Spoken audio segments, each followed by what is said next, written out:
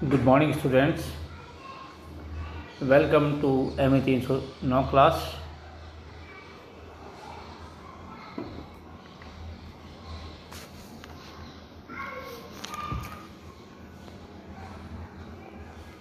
Today's lecture's topic is various methods of replacement studies.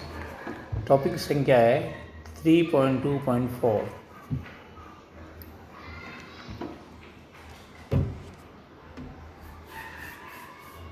Replacement studies के विभिन्न methods कौन कौन से हैं उनकी स्टडी आज करेंगे. Followings are some of the methods which are used for equipment replacement.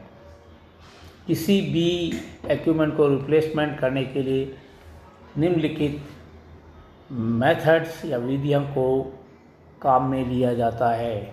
पहला है पे बैक पीरियड मेथड. समय अंतराल पश्चात पुनर्भुगतान विधि. दूसरा है टोटल लाइफ एवरेज मेथड, संपूर्ण औसत आयु विधि. तीसरा है प्रेजेंट वर्थ मेथड, वर्तमान मूल्य या निधि विधि. अर्थात किसी ऋण की ब्याज सहित रकम. चौथा है बिंदु आता रेट ऑफ रिटर्न मेथड, प्रत्याय दर विधि या प्रत्याय दर विधि.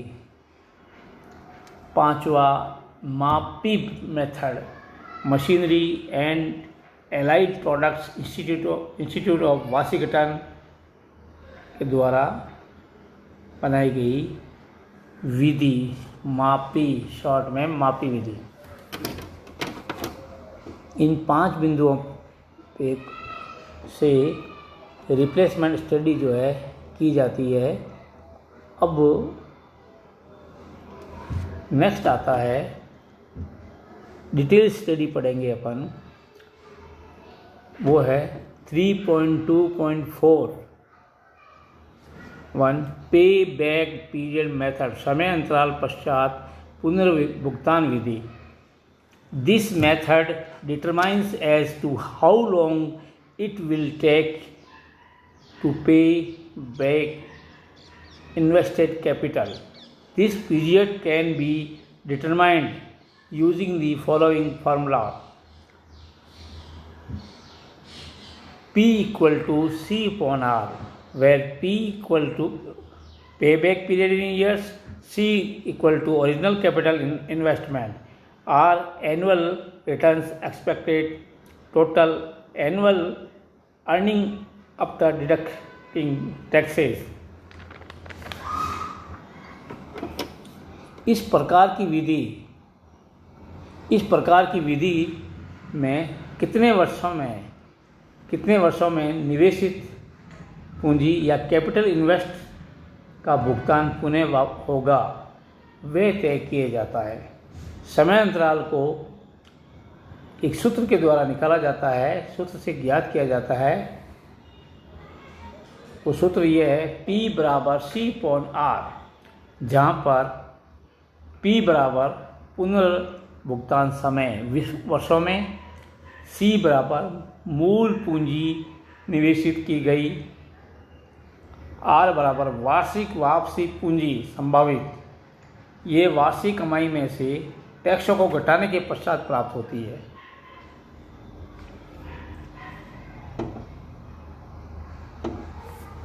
ये विधि ज़्यादा विश्वसनीय नहीं है, रिलायबल नहीं है, क्योंकि इसमें इंश्योरेंस, इंटरेस्ट एवं मेंटेनेंस को शामिल नहीं किया जाता. यद्यपि शुरुआती तौर पर वापसी पूंजी रिटर्न्स कम होती है, ये धीरे धीरे ग्रेजुअली बढ़ती है, परंतु यहाँ पर हम इसे स्थिर नहीं मानते. तीसरा बिंदु आता है इस विधि में डेप्रिसिएशन एवं ऑब्सोलीसेंस को या अप्रचलन को नियत या विचारणीय करते हैं।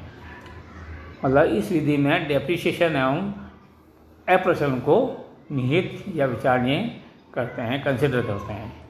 3 बिंदुओं के ऊपर होते हैं, ये लेवल नहीं होती, नहीं होने के 3 कारण जो बता दिया। पहला कारण था ये इंश्योरेंस इन्वेस्टमेंट इंश्योरेंस इंटरेस्ट और मेंटेनेंस को शामिल नहीं किया जाता। दूसरा जो है रिटर्न्स कम होता है और इसमें धीरे धीरे पूंजी ग्रेजुअली बढ़ती है, परंतु यहाँ पर हम इसे सस्टेन मानते हैं। इस विधि में डेप्रिसिएशन और अप्रचलन को नियत या विचारणीय करते हैं। दूसरा बिंदु आता है टोटल लाइफ एवरेज मेथड, कुल औसत आयु विधि। इन दिस मेथड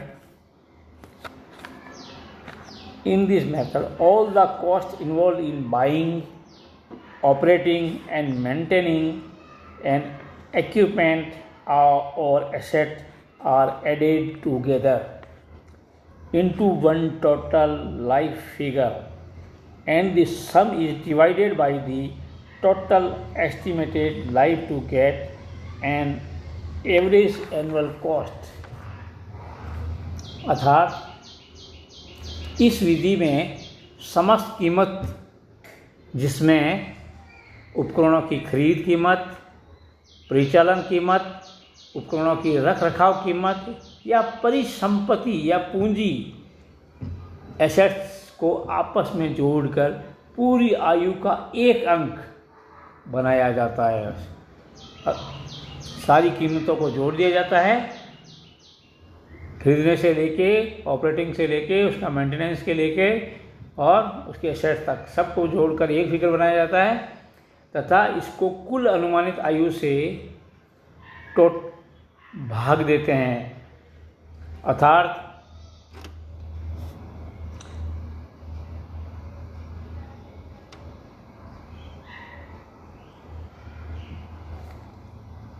औसत कीमत बराबर खर्च की गई कुल परिसंपत्ति या पूंजी अपॉन कुल अनुमानित आयु। अर्थात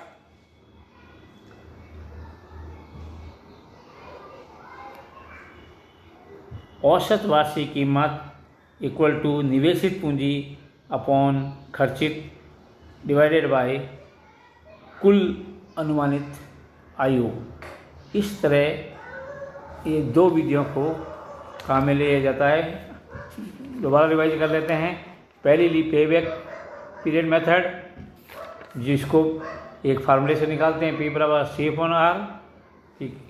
ठीक है, वो लेवल नहीं है। दूसरी जो लेवल है उसके अंदर जितनी भी कॉस्ट है उसको सबको जोड़ दिया जाता है, आपस में जोड़कर इसके ऊपर एक्सपेक्टेड जो या एस्टिमेटेड उम्र होती है उसको उससे भाग देते हैं तथा औसत वार्षिक कीमत ज्ञात करते हैं। फार्मूले के रूप में जो है आपको दिखाया गया इस तरह। ठीक है, clear. Thank you very much.